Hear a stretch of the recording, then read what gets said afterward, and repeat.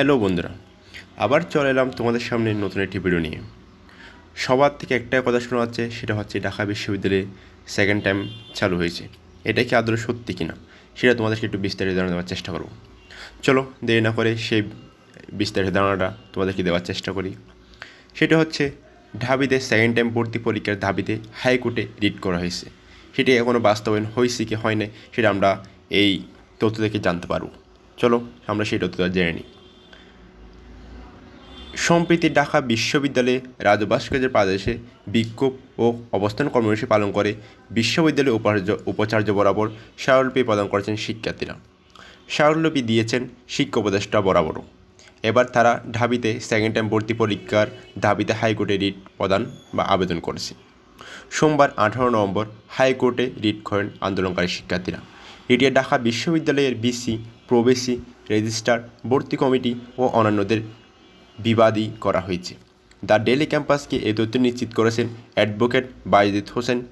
তিনি বলেন, মামলা হয়ে গেছে, ফাইলিং হয়ে গেছে, আমরা আশা করছি শীঘ্রই শুনানি হবে।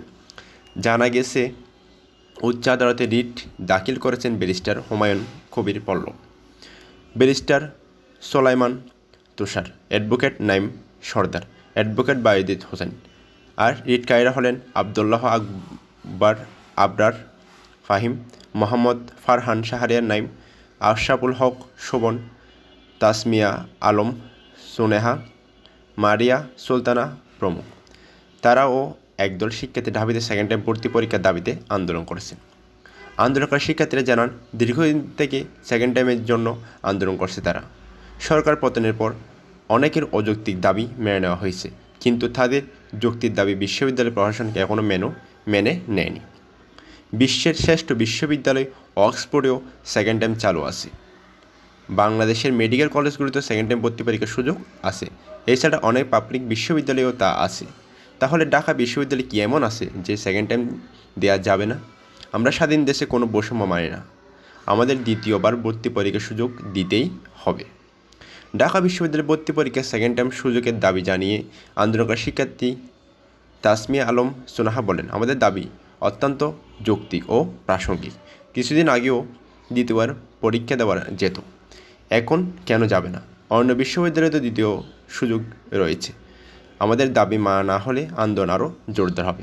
প্রসঙ্গত 2014 সাল থেকে ঢাকা বিশ্ববিদ্যালয়ের সেকেন্ড টাইম ভর্তি পরীক্ষা বন্ধ করা হয়। তারপর থেকে বেশ কয়েকবার আন্দোলন হলেও কোনো সুরাহা মিলেনি।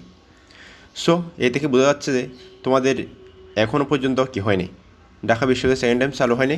জাস্ট এটা ছাত্রছাত্রী এটা রিড করেছে, রিড করার পর এটা যদি শুনানি হয় তাহলে আমরা জানতে পারবো যে আসলে কি এবার থেকে ঢাকা বিশ্ববিদ্যালয়ে সেকেন্ড টাইম ভর্তি পরীক্ষা চালু হচ্ছে কি হচ্ছে না। অবশ্যই আপডেট আসলে তোমাদেরকে জানিয়ে দেওয়ার চেষ্টা করব।